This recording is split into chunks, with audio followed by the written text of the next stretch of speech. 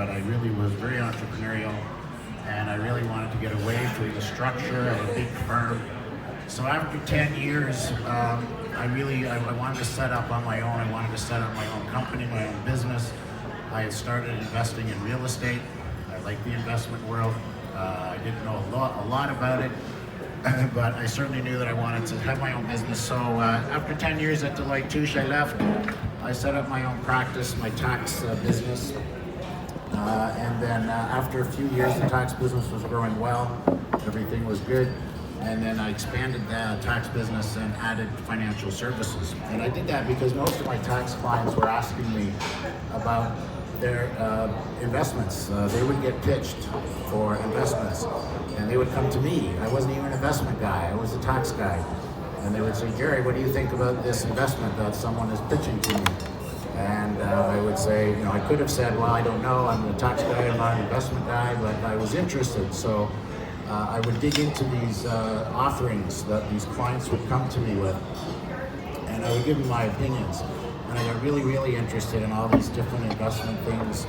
And so eventually I thought I would complement my tax practice to add financial services and investment management. And by far the best decision I ever made in my life, and it was good. It took a lot of license. Boy, the licensing issue back then, as it is today, accountants don't get licensed in the investment world. Anyway, it was a struggle, but I finally got licensed. And my first company I got licensed with was called Regal Capital Planners. They were a mutual fund dealer. And then again, they licensed me, and so away we went, and basically I worked with them. And again, they were mutual fund dealers, so we were working with mutual funds. And I was a little bit hesitant. I didn't know much about investment, but I remember back in my Deloitte days, we used to do IPOs, initial public offerings. So we would take private companies public. And that was a very interesting experience because we would basically, I'll give you an easy to understand example. If a private company wants to raise capital, if they want to do that in the public markets, they have to become a publicly traded company. So for example, say a company was worth, someone's muted here. Anyway, so we would take these companies, so for an example, companies, we would value the company, a private company, let's say it's $2 million. So this private company is worth $2 million, they want to go public.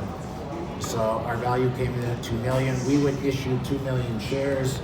The owner wants to keep control, so we would give the owner 1 million shares plus 1, and we would go to the market with 1 million shares minus 1. But we knew that company was worth $2 million. In other words, each share was worth $1. Pretty simple math. We go to the market, and next thing you know, this stock is trading on the public market at $3, $4, $5, $6. And I remember always seeing that and thinking, I know this share is worth $1. I did the whole underwriting, I did the whole IPO, and it's trading out there at $6. And then when you look at what we call capitalized value of a company, which is the fair market value of the share times the number of shares, that's the capitalized value of the company. And I would just shake my head. I would go, wow, this capitalized value of this company is way more than the real value of the company. So the moral of that story is that the share prices were always so much higher than the real value. But those share prices kept going up, $5, $6, $7, $8, $9. And the clients were happy, and but I always remembered that from my Deloitte days. So when I finally got licensed, my first license with Regal Capital Planners in the mutual funds being a basket of stocks, publicly traded stocks, I was a little skeptical because I knew that these underlying values were much higher than the real value of the company. But away we went, got licensed, everything was good, the market was strong. I didn't really know what I was doing. I was learning a lot, but my clients loved me because the market was good. So they go, hey, Gerry, way to go, you made me 20%. I'm like, okay, great. Not sure how I did that, but everything's good. So that was good, and in fact, I enjoyed that so much that the company I was licensed with, Regal Capital Planners, they got sold to Cartier Partners. Cartier Partners got sold to Dundee Wealth. So next thing, I'm licensed with Dundee Wealth, which is a large Canadian investment dealer. and they encouraged all the reps to go from an MFDA to an IROC license. So that was license number 2. And then, so I really had a decision to make. I was really liking the investment side. My tax side, I was wondering if, should I sell my tax business and just focus on the investments, which I eventually did. So I sold my tax business, went full-time into the investment world, upgraded to what we call an IROC license, which allowed me then to deal in stocks and bonds. And so that was very interesting. So I went all in, stock broker on Bay Street. It was pretty cool. It was a neat life. Not really like the Wolf on Wall Street, but it was pretty close. Minus all the parties and drugs and girls, but it was a pretty neat time on Bay Street in Toronto doing stock brokering. But anyway, and then with Dundee, they also allowed a lot of us to get our mortgage license through Dundee Mortgage, and through Dundee Insurance, we got our insurance licenses. So all of a sudden, I had 4 of these licenses. So I had the MFDA at one point. I upgraded to the IROC. I had the mortgage and insurance. And little did I know, there's only 5 licenses in the investment marketplace. There's 5 different investment marketplaces. So anyway, I didn't really pay much attention to that. I was just working away and with Dundee. But while I was doing that, I was still trading stocks, hitting lots of home runs, but striking out too. So, not everything went great.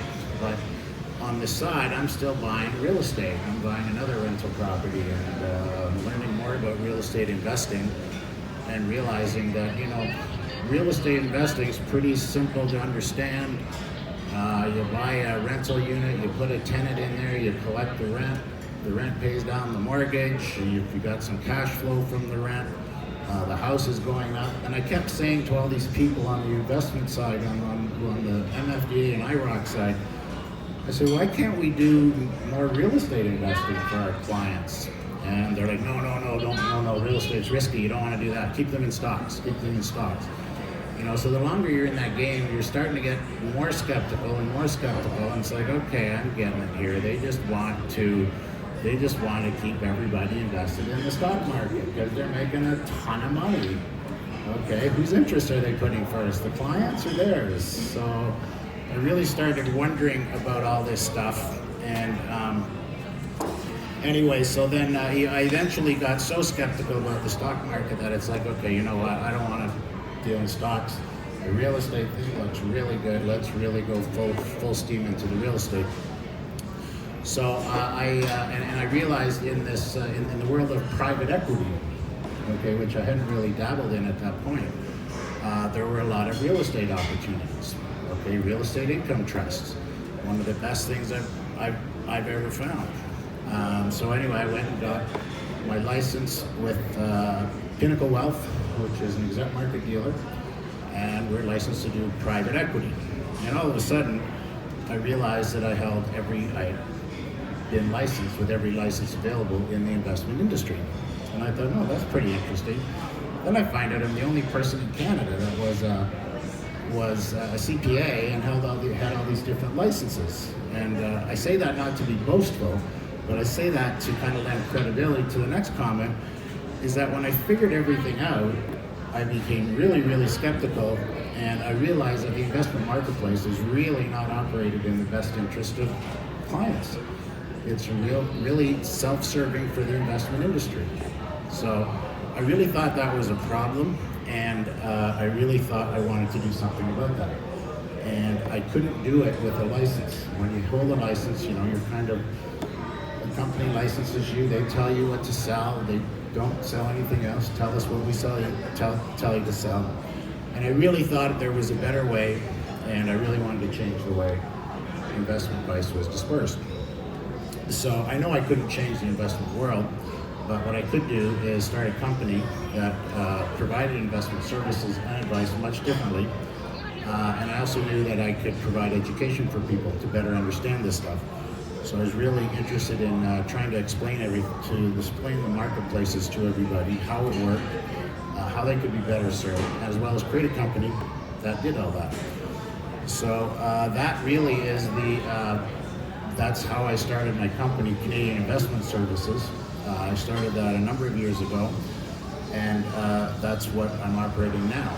So how it operates, again, we operate without investment licenses. We do not want an investment license, okay? So how we do this is we still want access to all the products in those 5 marketplaces that I talked about. The 5 marketplaces being MFDA, IROC, private equity, mortgages, and insurance, okay? People need investment products. Excuse me for 1 second.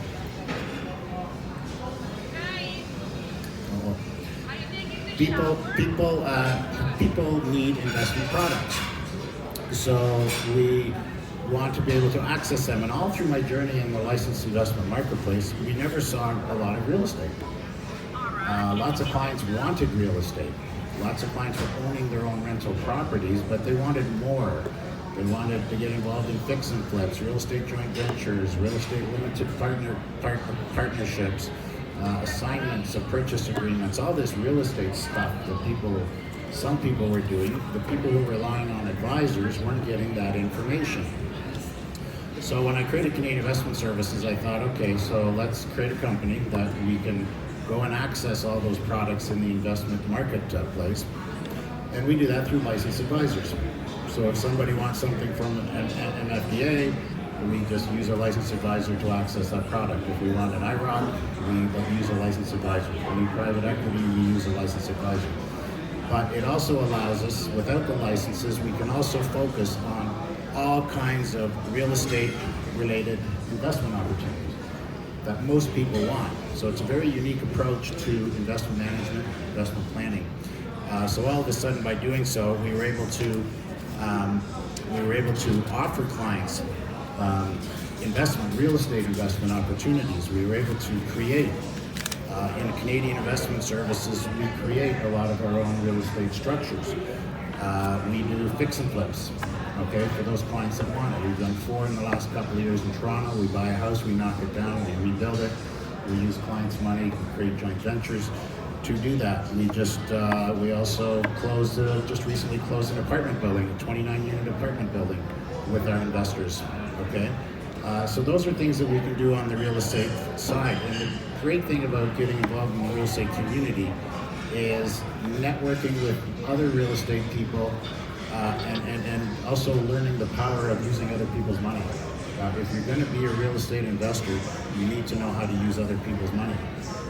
The real estate, the apartment building I was just talking about that we just closed, we closed that without our own money. We closed it with the bank's money and our investors' money. That's a very, very, very powerful thing. And all the investors are happy. They're very ecstatic that they're in a real estate investment.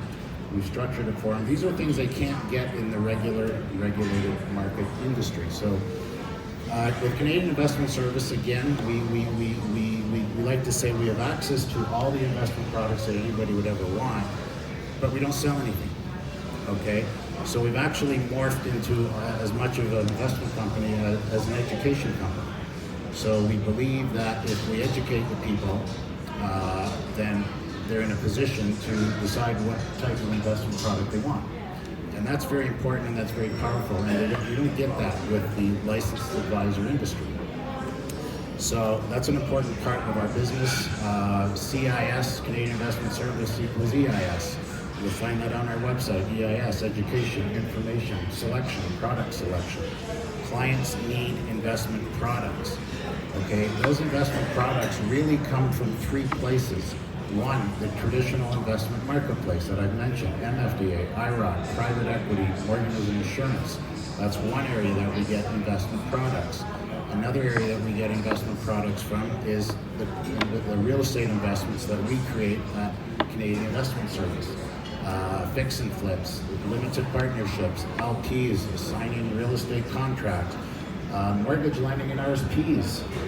Very, very powerful thing. Most people don't even realize you can do that.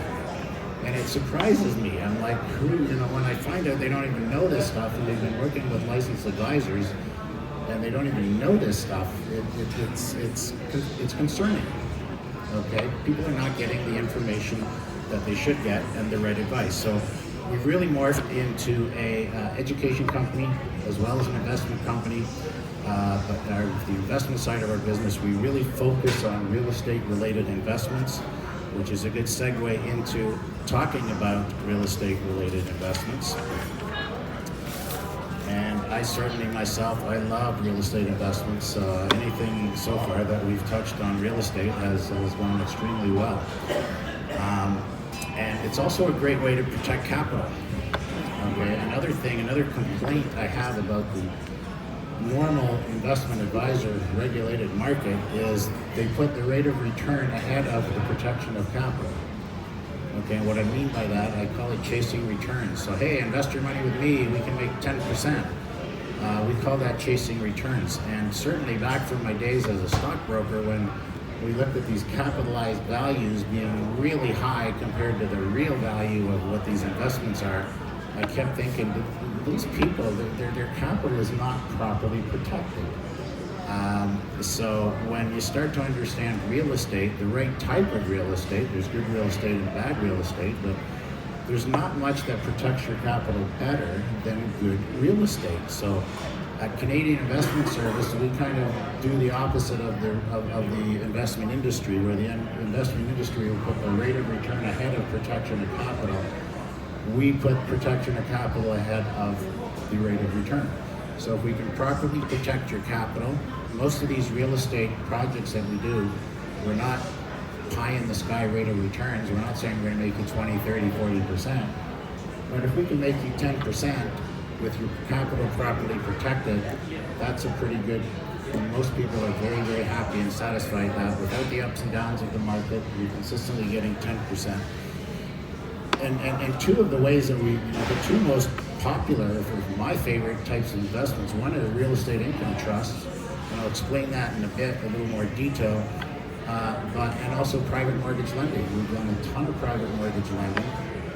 If those of you that lend out mortgages, if it's properly protected by the proper real estate, and you're getting 10, 15%, it doesn't get much better than that. That's great. Your capital is protected. You can really put clauses in that mortgage document that better protects your money. Hey, if you bounce a check, it's not $200, it's $2,000. So don't bounce a check. You're behind in your property taxes, there's a fee involved. If you're don't pay on maturity, there's a fee involved. So you can put all kinds of clauses into that mortgage contract that better protects the person whose money is being lent out. As far as with real estate investing, a lot of, we look at a house, any house, and we look at what can we do with that house. Okay, we can own it, we can lend against it. If we own it, we can own it individually, or we can own it as a group. Owning it individually is just simply you owning a rental property, like many people do. Owning it as a group is a real estate income trust. Real estate income trust is a group of apartment buildings where everybody pools their money and then they buy apartment buildings. And again, the mechanics of those real estate income trusts, I'll explain in a minute, but are just as simple as owning your own rental property. So again, when you look at the house, you can own a house, again, individually or as a group, and you can lend against it individually or as a group. Lending against it individually, private mortgage lending. Great tool to make 10, 15% with your capital properly protected. You can lend as a group. Mortgage income mix, mortgage investment quotes. They'll get you 7, 8 points consistently. Capital properly protected. Syndicated mortgages, that's another option. So again, we look at what protects the money. We look at what protects your capital. And again, in this scenario described, it's a house, okay? But again, REITs, I'll go back to real estate income trusts because I really do like them a lot. Most people know what they are, some do not. Real estate income trusts really are groups, a fund of apartment buildings. And it's quite simple. These companies, they collect the rent, just like you would if you owned a rental property. They pay all the mortgages and expenses, just like you would if you owned your own rental property. They take their management fee, the net rent is distributed to the unit holders. And that's just very consistently earning 10 to 15%. And it's easy to understand. And the value of apartment buildings is based on cap rate. It has nothing to do with the crazy market that's going on out there. If you have a multi-unit building, you're valuing it on a cap rate based on the rent. And where's the rent going to go? It's only going to go up. The vacancies are zero, as long as you're in the right location. Okay, I'm a real fan of locally. I'm a fan of the 2-hour radius outside of Toronto. I really don't do a lot of REIT investing inside of Toronto. I use that market more. That's kind of the roll the dice. Let's do a fix and flip. Let's get in and out within a year, and let's all cross our fingers if the market works in our advantage. That's a little more riskier for those that want to take that risk. But the real estate income trust, I like the 2-hour radius outside of Toronto. Niagara Falls to London to Waterloo to Owen Sound to Orillia to Peterborough and down in towards Toronto. That is a gold mine. Any apartment building in there, as long as it's properly managed, is going to make you a good return and have, more importantly, have your capital properly protected. Also with real estate income trusts, in any business venture, anything that we look at to invest in, I always look at the source of revenue. Okay, where is the revenue coming from? Is that sustainable? Okay, in any business venture, whatever you want to do.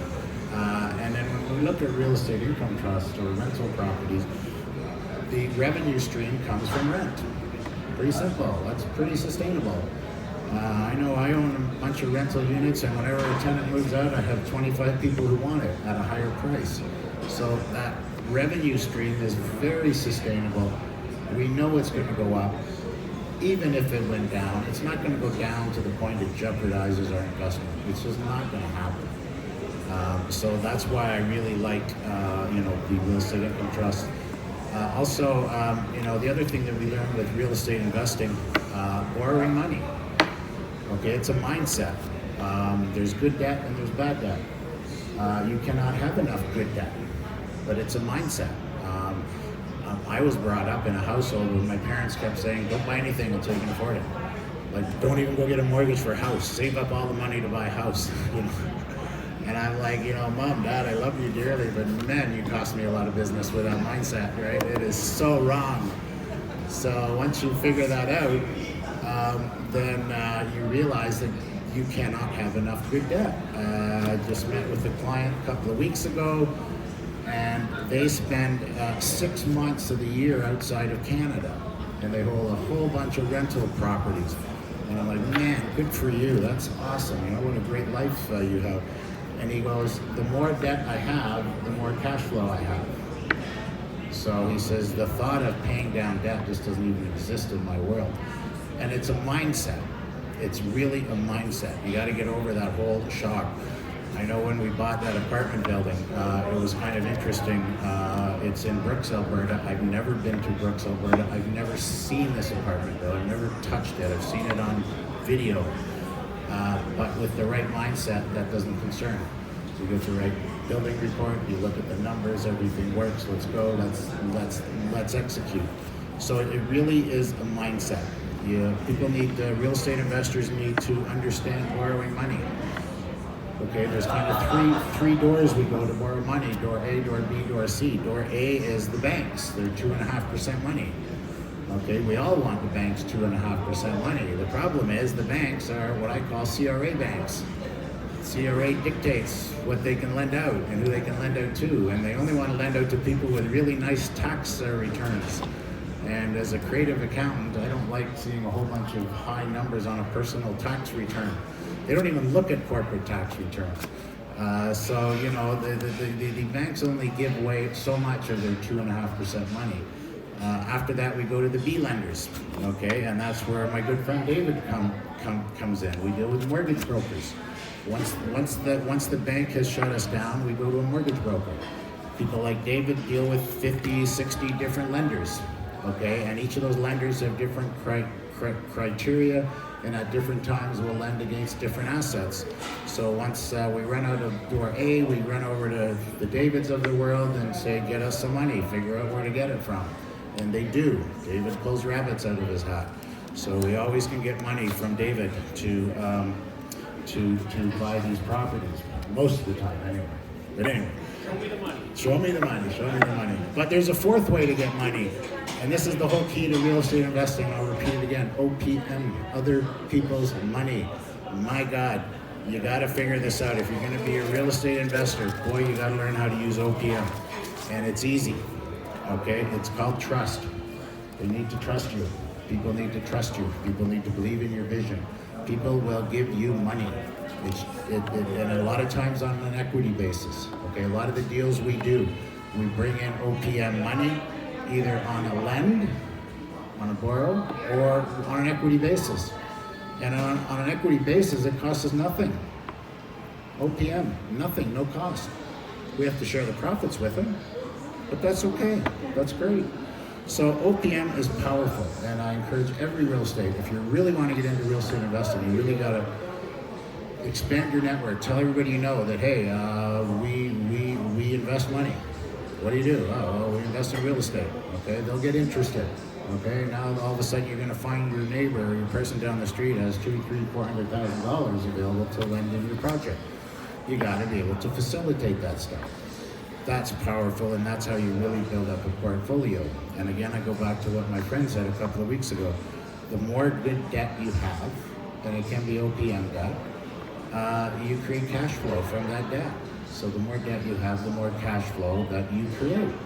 It's pretty simple, but you have to be able to surround yourself with the right people. The great thing about the real estate world is the networking, the people you meet. You can't do it alone. Everybody has a certain skill. So you got to network, you got to expand your horizon, and really put a team together and really focus on OPM. I know I talk to a lot of real estate investors, and one I know what I do. For example, one of the problems I see with a lot of real estate investors is, yes, they'll talk to people, but the timing is always off. You know, yes, I got money available. Okay, I'll put something together. I'll call you in 3 months. Okay, that money's gone. Idle money does not sit around too long. You have to access that money. You got to build a fence around that money. You got to take that money. We put in a robo-advisor account. I'll explain that in a bit. At least we have access to it. So when we're ready to execute a deal, that money is available. So that's an important part of all this too. But anyway, so let's just switch gears here. I know people want to talk about incorporation, so let's talk about incorporation. And also we have a lot of real estate agents with us live and online, and I know they've got a blessing in the real estate industry with these PRECs, personal real estate corporations. And I've heard, I did a lot of speaking in the last year to the real estate community about at first it was, should I have a PREC or not? That was the topic. That's still a topic, but now we're also beyond that to go, okay, now that I have a PREC, how do I use it properly? How do I utilize it? Okay, and again, for those people that are not real estate investors or real estate agents, everything I talk about applies to you too, even if you're not a real estate agent. If you can utilize a corporation. A PREC is just a corporation, period. That's it. It's not a special corporation. It's just a corporation. There's guidelines that we have to meet with the real estate industry in order for it to qualify as a PREC. And for it to qualify a PREC, that allows your brokerage to pay your commissions into a corporation. It's as simple as that.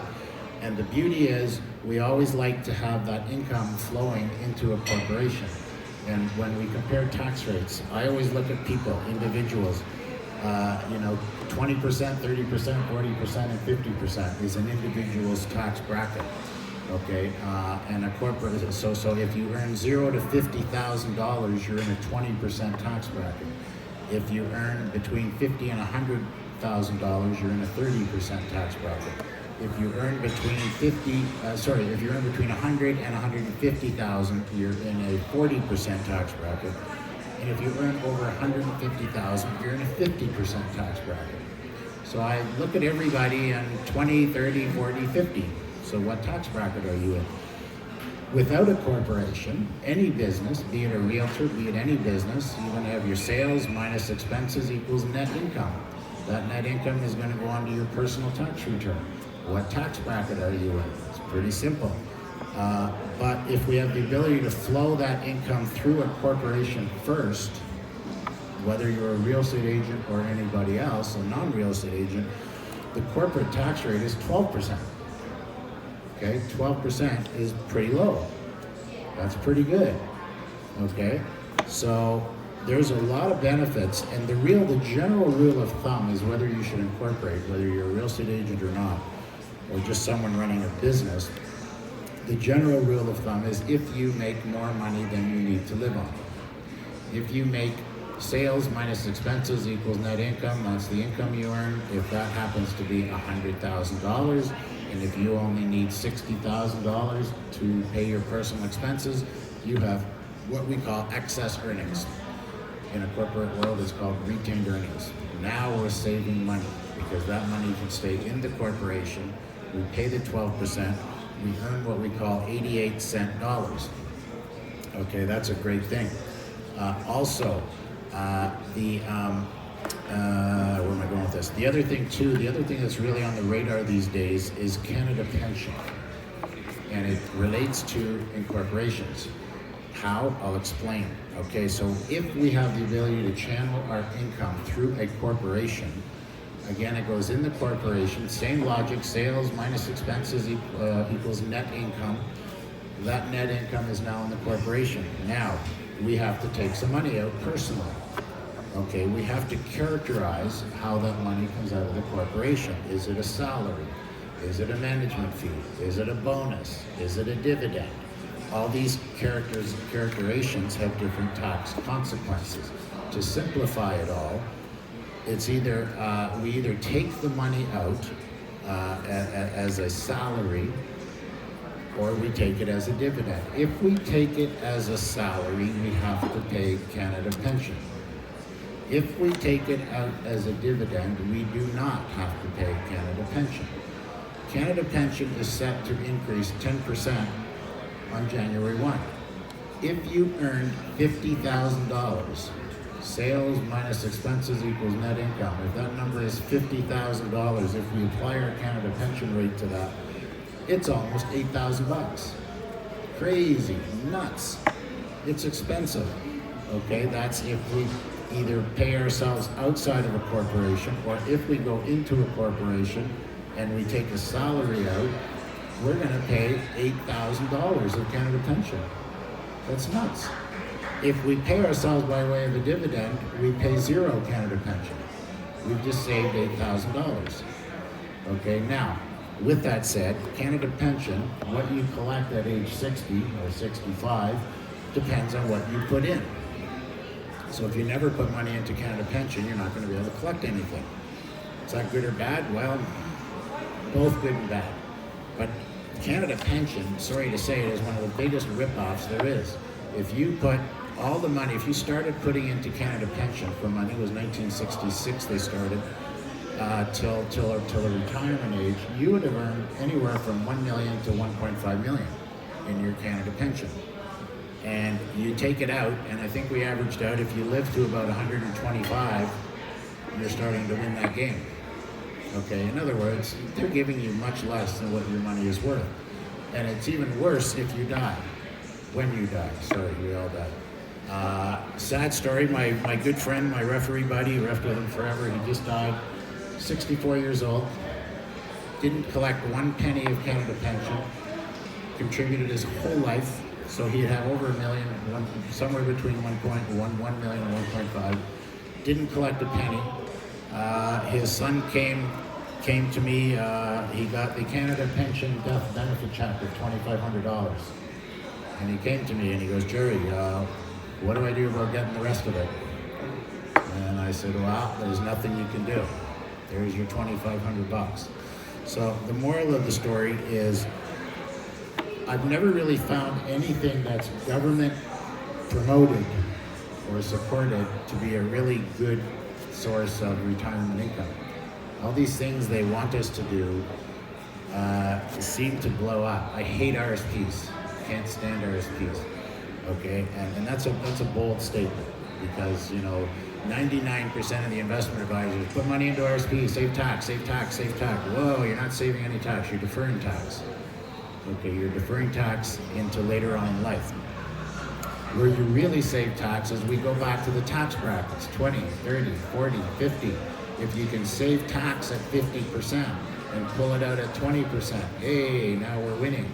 I have seen so many people put money in their RSPs throughout their lives at 20%, 30%, and then pull it out at a higher tax bracket. There's no tax savings there, people. There's none, zero. Okay? The system doesn't tell you that. We're 1 or 2 months away from the news media being we're indoctrinated with put money into an RSP. You got to the end of February, put your money in, you got to save for retirement. An RSP is the last place in the world I would want to save for retirement. And one of the problems too, the reality is I'm somebody that's done well over 400 final tax returns. When people die, I'm the guy that does the tax return. And I see what these RSPs do. Many of these final tax returns, we have to send 1/2 of the RSP to the government. It's criminal, okay? And all that's required is some tax planning around it. December is my month to do RRSP Meltdowns. So all these clients with RSPs, I start taking them out. If I can take them out at 20%. Here's a very simple logic. You're a realtor or you're somebody that has a corporation. We channel all your income into a corporation. And we take no money out of the corporation. No salary, no dividend, nothing. But we cash out your RSP. For your living expenses. We've had an accident here. Okay, think about that. So if we can channel your income into a corporation, pay the 12%, pull out $50,000, because remember I said the first tax bracket of 20% is $0 to $50,000. So if we can pull out $50,000 out of the RSP, we take it out at 20%. We'll take money out of RSPs at 20% all day long, because you're going to be in a minimum 20% tax bracket forever, okay? So we can't take it out any cheaper than that. So we're very active to melt down people's RSPs, and not just when they're 70, 80. We do this when they're 40 and 50 and 60. If we get a hold of these people, do not put into an RSP unless the tax brackets work into your benefit. If there's nothing you can do to prevent putting $100,000 on your personal tax return, if you have a job and you get a T4 for $100,000, you're going to put $100,000 on your tax return. And maybe it's 120. Yeah, I would say, sure, put money into an RSP. Absolutely. You're saving 40%. Let's do that. But let's make sure we get it out at some point when you're not making 100 to 120,000 anymore. So, do you incorporate, yes or no? Okay, it's not just a simple yes answer. There's a cost-benefit analysis. Okay, I always go through it with people who are talking about incorporation. There's a cost to incorporate. There's a one-time cost. You're going to pay $1,500-ish to set up your corporation. You're going to have, you need accountants to file those corporate filings every year. We're going to be charging you to file those corporate tax returns. So we want to make sure that the benefit that you get, the tax savings that you get, exceed the cost. And if it does, then certainly we would think that incorporation would be good. And we want to make sure it's sustainable.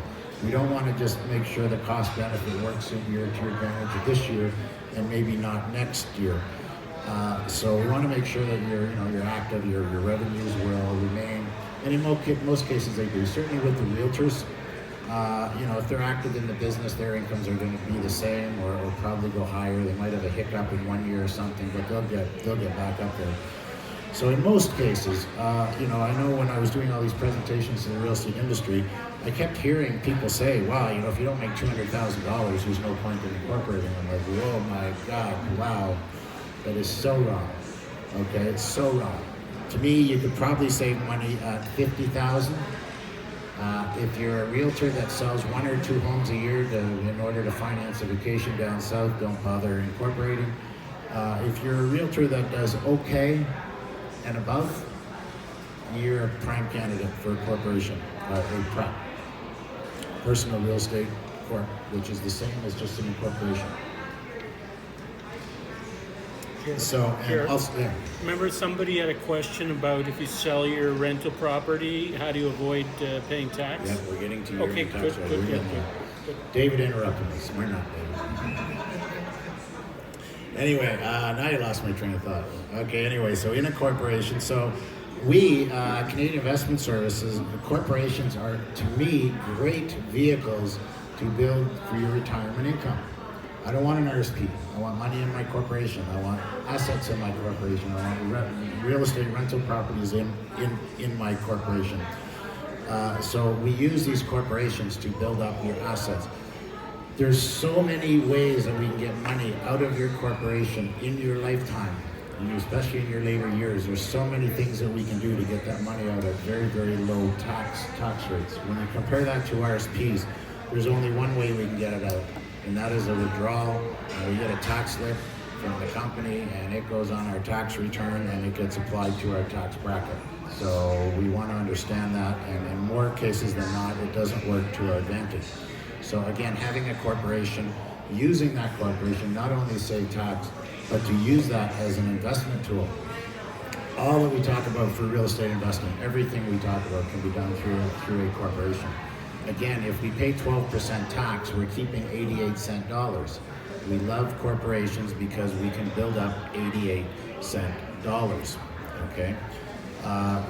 With the real estate community, the PRECs, the personal real estate corps, we use them in the real estate industry to fund. I call it the Realtors Retirement Fund. We use the personal real estate corp to fund their retirement. Again, only take out, you should only spend what you need. Only take out of that corp what you need personally, and you'd be surprised how little you might need.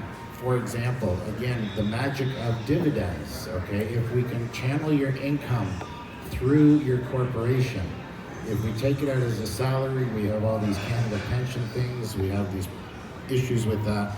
If we take it out as a dividend, we don't pay Canada pension, plus we can take out $40,000 tax-free out of your corporation by way of a dividend.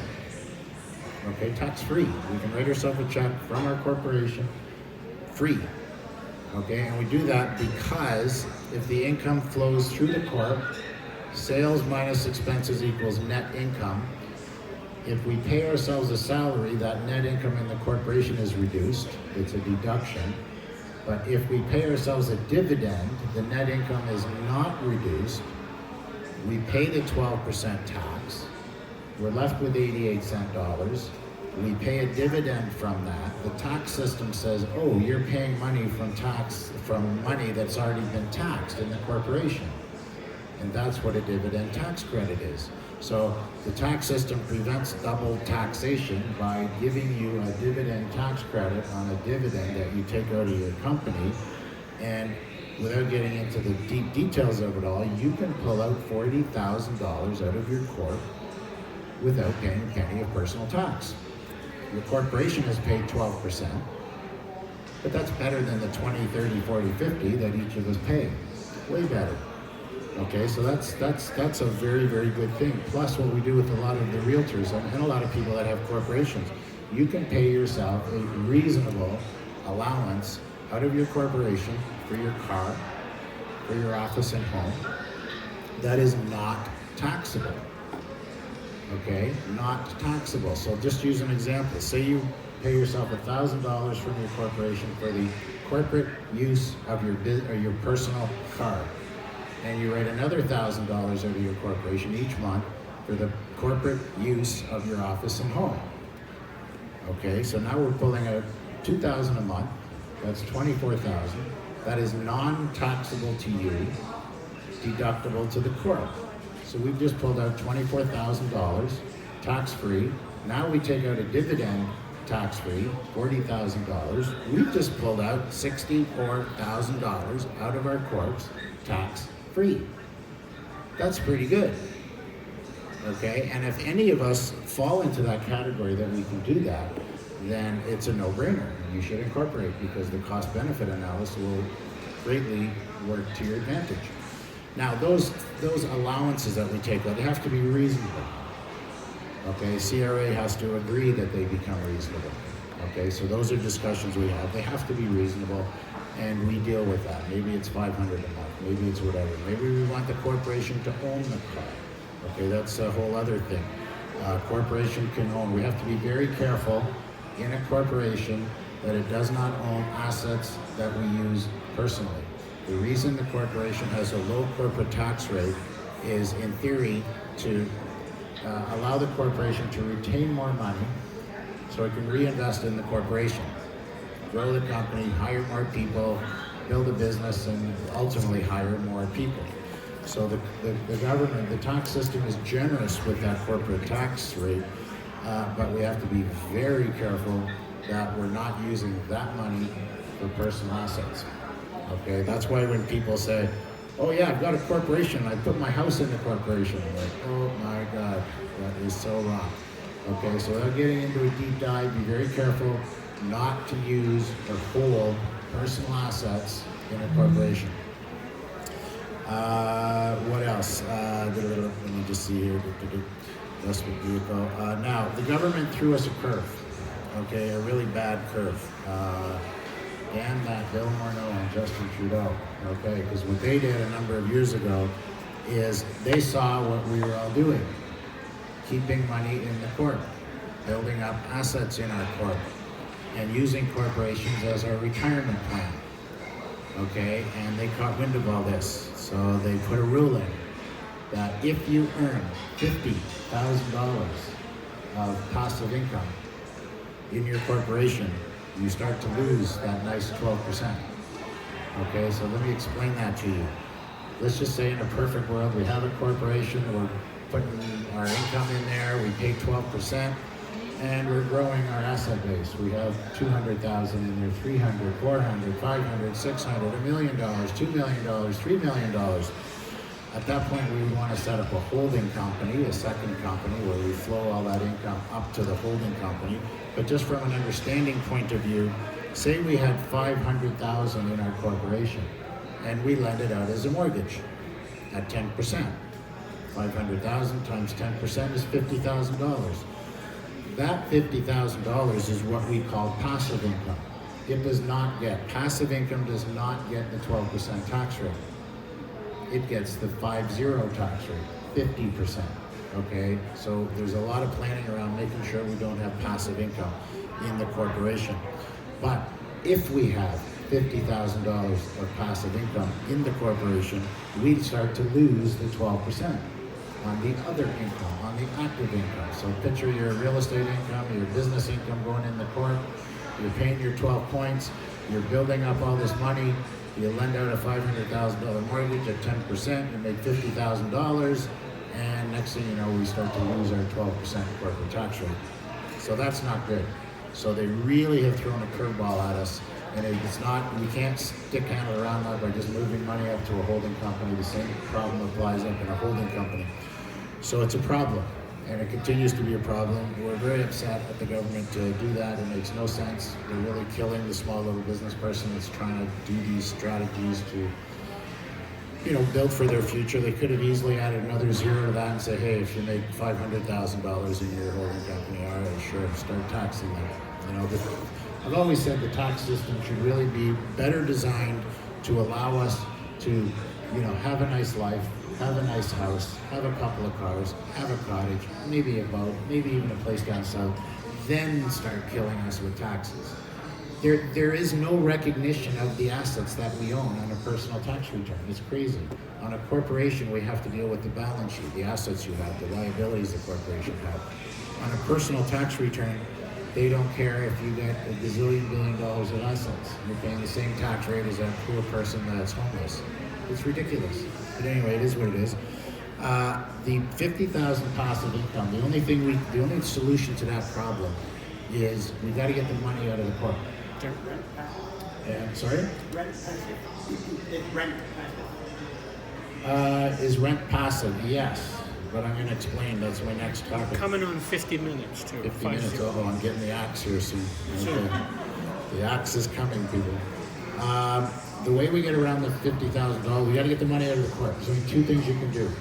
You can move the money out of the corp into an IPP, an individual pension plan. And we do that inside the corps. But that 50,000 and the growth is sheltered. It doesn't apply to this silly rule that the government have. That's one option. The other option where you put that $50,000 into a permanent life policy. A corporately owned permanent life policy is magic. There's so much we can do with a corporately owned permanent life policy. It will fund your retirement income. It will deal with your estate taxes. So it's something you really need to investigate. I'm working with a lot of realtors that they have their PRECs, personal real estate corps. We use those PRECs to own the corporately owned permanent insurance policies. And there's magic that happens inside of that as far as the growth, the untaxed growth. A properly structured policy in 10 years, if it's a 10-year pay, we can get all the premiums back.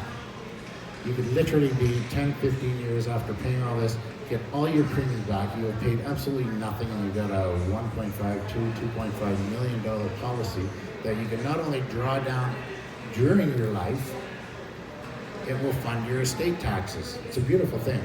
So those are ways that we try to solve these $50,000 passive income problems. Somebody asked me if rental income is passive income.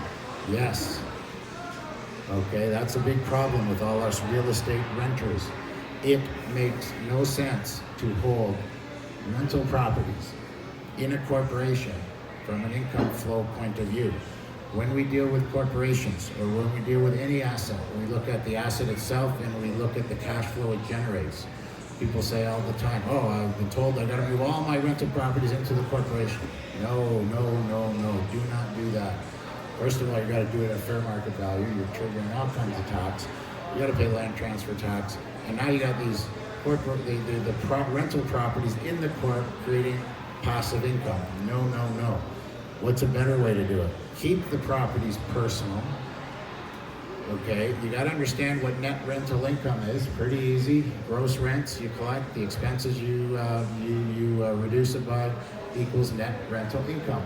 That net rental income is going to land on your personal tax return, assuming you own these properties personally. And once again, we go back to the tax bracket, 20, 30, 40, 50. Where does that net rental income, what tax bracket does it land on your tax return? And what can we do about it? Well, we can set up a corporation. We can use a PREC. We can use an existing corporation. And let's use it as a management company. Okay, it's going to manage the rental properties that you own personally. So the net rental income that you generate from all your rental properties, we're going to take that net rental income, we're going to move it into the corporation. So your personal net rent income becomes zero. We move that net rent income into the corporation as management income. That is active income. That's going to be taxed at 12%. That's how we get around this thing. Okay, now the amount of money we use has to be reasonable. CRA will always come in and tell us everything has to be reasonable. We can't just pick numbers out of the air. Anyway, you want me to keep going? I got a few more things. I'm almost can done. you answer the question about, do you have the answer to that question? How do you sell a rental and not get whacked with too much tax? Yeah, the tax from the audience was, how do I, Bill Moore knows somebody, oh my God. Yeah, I thought somebody was attacking me. Bill Monroe's, his family business is in individual pension plans. Okay, Bill Monroe, the guy who creates the $50,000 passive income problem, that one solution is IPPs. That's what Bill's company does. Isn't that something? Unbelievable. Criminal. The question was, how do you reduce... Sell a rental property and not get whacked with too much tax. Okay, well, when we sell a rental property, how do we not get whacked with too much cash? Tax. When we sell the property, we have to calculate a gain. Proceeds of disposition minus adjusted cost base equals our capital gain. Our capital gain is only half taxed, okay? So some ways to defer it is we want to make sure our adjusted cost bases are correct. We see many times, well, I paid $200,000 for the property way back then, but they don't tell me that they put a new roof on it, they put a new foundation. So we got to make sure all the capital costs are accounted for. Once we arrive at that number, there's not a whole lot we can do as far as the capital gain. Okay, we can claim depreciation on rental properties. I don't like claiming depreciation on rental properties. I never suggest claiming depreciation on a rental property. It is just another tax deferral. I don't like tax deferrals. I like saving tax.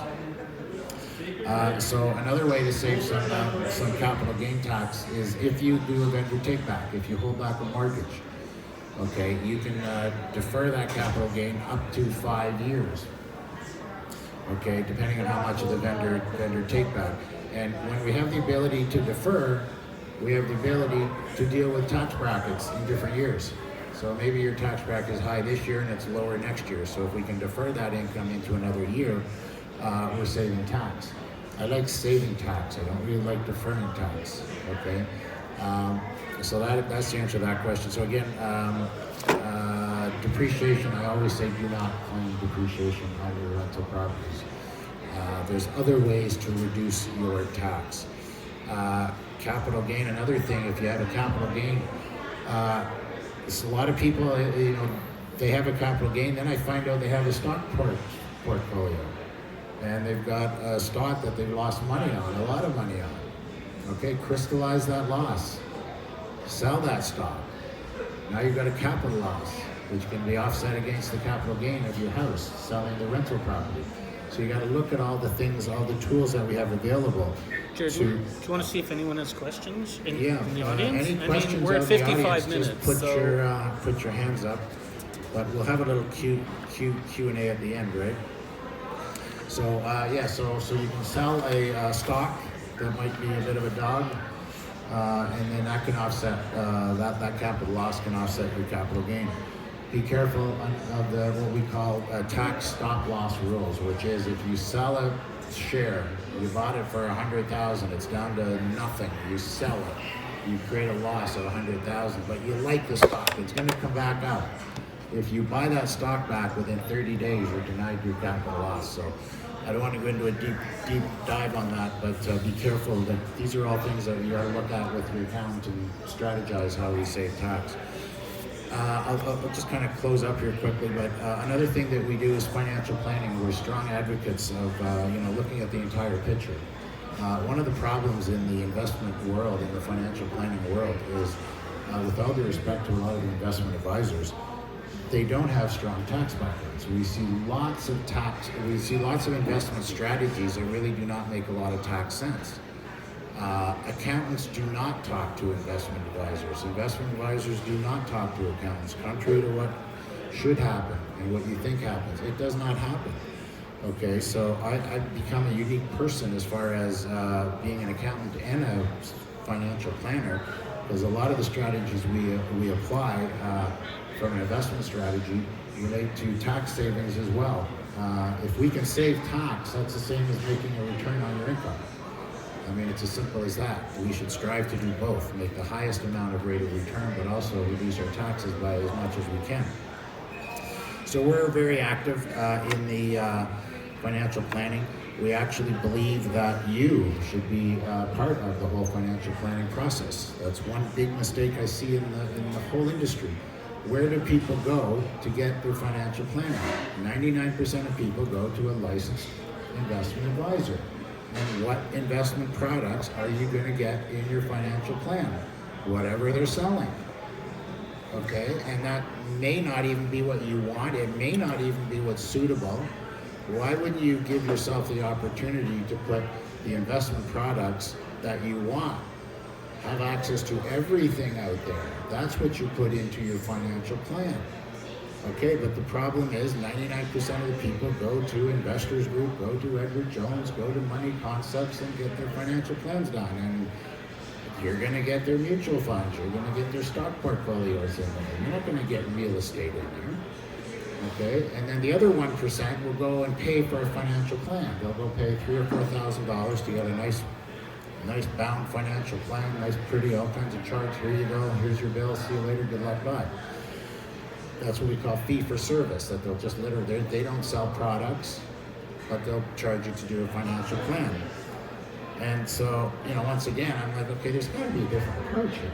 This is so wrong. So what we do is we created our own little financial planner. Okay, I've used all the financial planning software out there, and none of them really met my needs. So I said, heck with it, I'm going to create my own. So we created on a little Excel program, really simple. It needed to be easy to use, easy to understand, and I really wanted to visualize your financial life on a computer screen. So that's what we did. We created this thing, And what we do is we work with clients. Okay, we want you to be part of the process. It's not a one-time plan. We call it more of a tool. It's an ongoing tool. We will use it from now till the day you die. Okay, the day before you die. But anyway, we're going to, so we get the people involved and we teach you how to use this program. It's just an Excel program. It's pretty simple. And they can start plugging in their own numbers. And it can allow for everything. And we've also added an estate page to that plan, which is pretty cool. So we basically say, okay, what are your assets today? We plug them all in, a whole bunch of parameters. We put in rates of return that we hope to get, and boom, there's your financial life. And if everything goes good, we look at what happens when you're 85, 90, 95, and we click our estate page, and there it is. There's all your assets. There's your estate problem. Okay, and we got to deal with it. And there's two things you can do. One is nothing, and that's okay. You realize there's an estate problem. Your beneficiaries have to deal with it. They got to liquidate some assets to deal with the tax, and that's okay.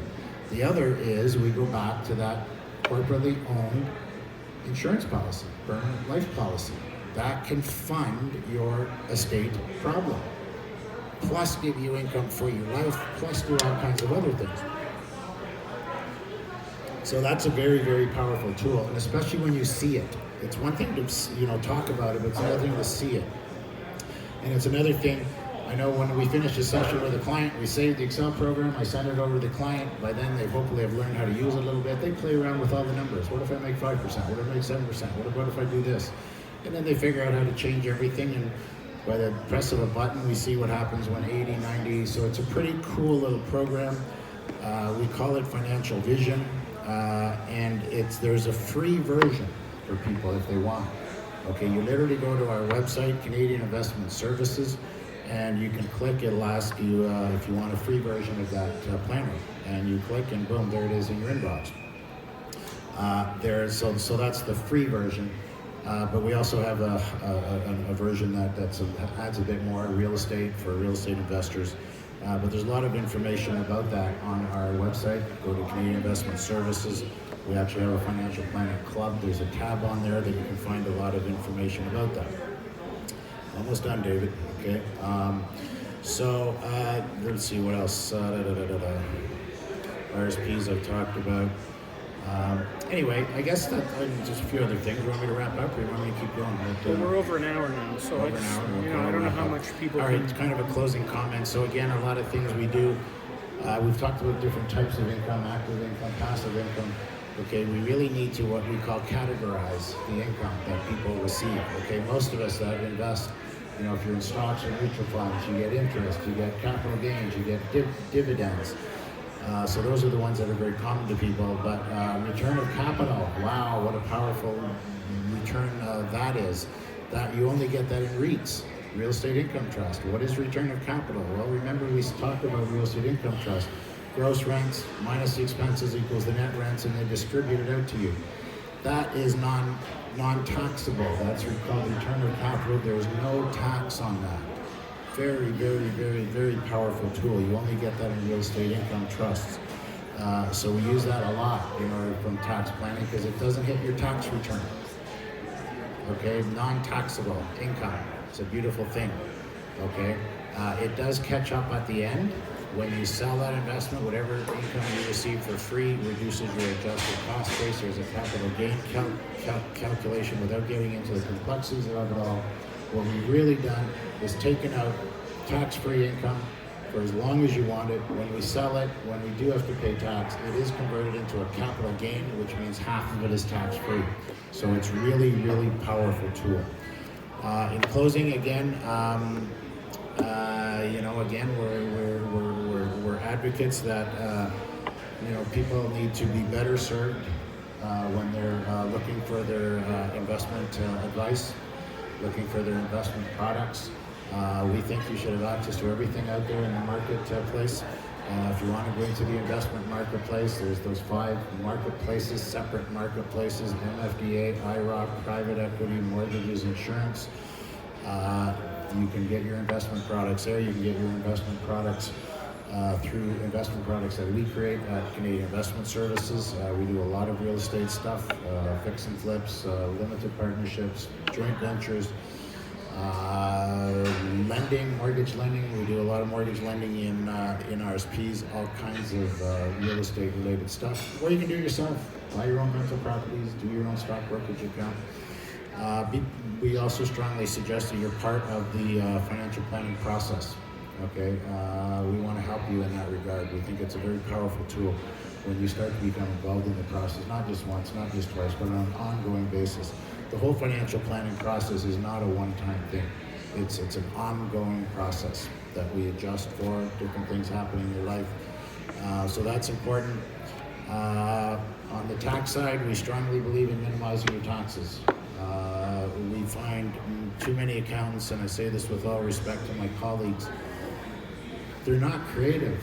They're not creative enough. The goal is to save taxes. The goal is to minimize your taxes. We see too many accountants just processing the numbers. Okay, here's all the numbers, you owe this much tax, without really putting a lot of creative input into it.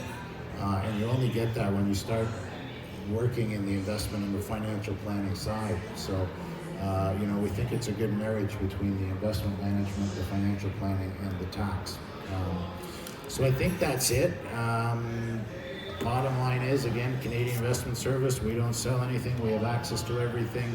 Visit our website, CanadianInvestmentServices.com. David, once again, thanks a million for letting me talk for over an hour. Okay. So anyway, thanks for joining me online. I know there's some questions there. David's pulling the plug on me, so feel free to reach out to me. I'm glad to answer your questions. Gerry at CanadianInvestmentServices.com. Thank you. Okay, hi. Gerry, great presentation. Just watch out for these cords. All right, excellent. So, appreciate, Gerry's good. He's just such a wealth of knowledge, and people always enjoy listening to him, and I always enjoy pulling the plug on him. We used to do it after 15 minutes, I'd pull the plug, but people want to hear from Gerry, so we appreciate you can. Now, I'm not going to talk for long, okay? Because I know that people can only listen. When I was in school, I'd be good for about 15 minutes, and then I'd be out in the hallway. So I'll just briefly say a couple of things, okay? And the first thing is that in addition to being a mortgage broker, I'm also a licensed dealing representative. So I sell some of these alternative and private investments that Gerry was talking about, the REITs. So if you're talking to Gerry about your RSPs or how you can diversify and so on, he might refer you to me if you want to buy some of these apartment real estate investment trusts, okay? And you can also talk to me about those. It's great right now. I love real estate, and I work with a lot of real estate investors. I work with real estate agents, and I will do whatever I can for people who want to grow their portfolio. They want to own real estate, but some people have either maxed out or they just don't want to own anymore, or maybe they're sitting on mutual funds with some bank or something like that, and they're looking for a way to maybe diversify out of the public markets. So all the options are on the table. Now, I'm just going to talk for just a couple of minutes about mortgages. I've been a mortgage broker. I've been arranging mortgages. I was an agent. I got licensed as a broker a couple of years ago, so I've been arranging mortgages for 18 years. I work with banks, trust companies, credit unions. People call them A lenders, B lenders, C lenders. So everybody wants to deal, if possible, they want to get their mortgage from an A lender, from a bank. They want the best available rates. No problem. I work with those institutions. First-time buyers, move-up buyers, I can help you in that respect. Take care of you. In today's crazy real estate market, it's unbelievable compared to 1 or 2 years ago. People need to go infirm. It's the reality. There's no more financing conditions, or rarely, okay, in this crazy market. So you need to be working with a mortgage professional who's going to make sure that you understand, are you going to be able to close? What's the downside risk? Do you have additional cash? If you're going to be short, you know, some people go into bidding wars. What happens if the appraisal ends up coming in lower than what you're paying because you want this property? Are you going to be able to close? So I will work with buyers to help mitigate that risk. If you don't qualify at the bank, we don't panic, we don't freak out. We have alternative lenders. We deal with a lot of self-employed people. As Gerry says, the banks, the reality is they're working very closely with CRA. Okay, it's maybe hard to believe, but I know people who have worked at banks for many years. CRA checks in with them from time to time, and that's why when you go to the bank, if to apply for a mortgage, if you're self-employed, they want to see at least 2 years tax returns and tax assessments because they want to make sure that CRA is getting their piece of the action. So if you are, you know, let's say writing off a lot of stuff, and I don't work for CRA, so I'm not going to tell you whether, you know, that meal was, you know, whether you were allowed to write it off or not. And frankly, there's a lot of institutional lenders out there, big institutional lenders that have been around for decades, working with self-employed people, and they don't care either. Okay, so they want to know that you can service the debt. They're going to be looking at bank statements, commission statements. They want to see the income, but they want to see it hitting your bank statements or on your commission statements if you're a real estate agent or insurance or mortgage or whatever it is. You want to see that the income is there, and then we consider some kind of reasonable expenses. And if the income's not there, we have private lenders. But private, let's not kid ourselves, private money is expensive money, so you need to have an exit strategy. If you're borrowing private money, it's usually short-term. Maybe you're fixing a property and then you're going to flip it, or you're going to refinance once you've made, you know, brought it up to standard where you can get institutional money. Okay, so all options are on the table. I work with investors who have maxed out at the bank. After 2-3 properties, they've gone on to buy 15 properties and more. Okay, and they're making money. You know, let's face it, this environment, it's amazing, and the demand continues to be there for real estate. So happy to assist with your mortgage needs, and if you want to learn more about private equity, you can speak with me about that, or you can talk to Gerry. If you want to talk about your taxes, tax planning, talk to Gerry. Talk to me for mortgages. There's our signs. They're reverse on the thing, but you have my contact information.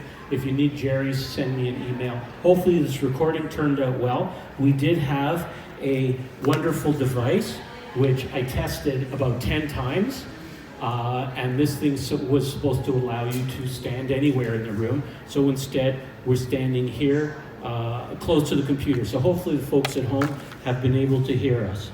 What to do to book an appointment with Gerry. You can reach out to Gerry. He's very accessible. And if you're not sure how to get a hold of Gerry, reach out to me. Yeah, the website, CanadianInvestmentServices.com. You can book a consult with Gerry. He's very easy to talk to, very reasonable to deal with. Thank you so much. If you're here, you know what, I'll stop the recording, and if you guys want to chat online, you can. If anybody wants to chat amongst themselves. And in the room here, we'll network too. So thanks everybody for participating in the presentations. And we will arrange something soon, early in the new year, I'm sure. And hopefully continue these events in person up here in Wasaga Beach.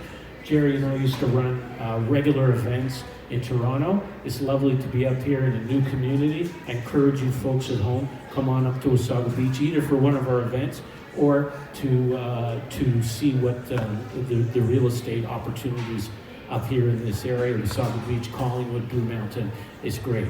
All right, thanks everybody.